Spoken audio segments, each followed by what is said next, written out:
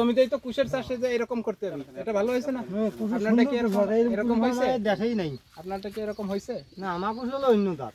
আচ্ছা, অন্য জাত এটা এই জাত নিয়ে লাগান যায় না? আবাদ করে তো কয় যায়, সবই কয় আবাদ করতে হবে। মূল কথা হলো কুশের আবাদ করতে হবে, চাষ করতে হবে। এই যে হলুদের ভিতর মরিচ করছেন, তার ভিতর বেগুন করছেন, সবই আছে না? তো কুশের দেশে এরকম সুন্দরভাবে করেন, দেখেন কি হয়। এই কুশের কত ফলন হতে পারে বলেন তো? একটা আইডিয়া কি আপনারা? যে এক পাখি জমিতে কয় মন গুড় হয়? গুড় করেন না? ভাঙায় না গুড় হিসাব দিতে পারে। ওই তো গুড়ের হিসাবের কথাই তো বলতেছি। কয় মন গুড় হতে পারে এক পাখি জমিতে? এই তো কেমন সচরাচর হয় কত লিটার? সচরাচর কতটুকু হয়?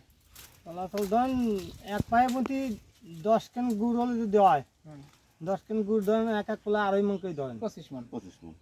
25 মন। এই আপনারা যেটা করেন করাই হয়, এইরকম যদি কুশের হয় তাহলে কয় মন হতে পারে? এটা আরো বেশি হবে নি। কত বেশি? ডবল হবে, কত ডবল হবে? কত বেশি?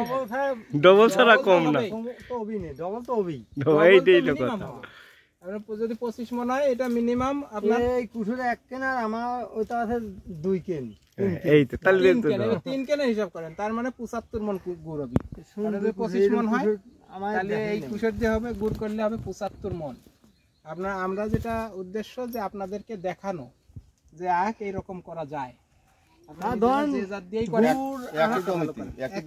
দেখেন আপনাদের 75 মন গুড়, সে জায়গায় অর্ধেক বাঙালি পাওয়া, তাও 37 মন পাওয়া যাচ্ছে। আর 37 মন মিলারে দিয়ে দেবেন। গুড়ও বেশি হইলো আর মিলারে টাকা তো সে পাবে, সবই তো টাকা। টাকা তো তোর বাঙালিও মারে, মিলি দিলেও মারে। 25 মন টাকা দামে 30 মন গুড় দেওয়ার পরে যদি আমি 38 মন তাদের মিলে দিতে পারি, তারপর তো লস পানি। এই জন্য আগান, আমাদের দেখিয়ে এগুলো শিখে এই প্রযুক্তি নিয়ে আখ চাষ করেন, ভালোই হবে। যতটুকু আছে আপনি তো আখ চাষ তো করবেন, এবারও কিছু লাগাবেন তো? কম বেশি তো লাগাই, প্রতি বছর লাগান।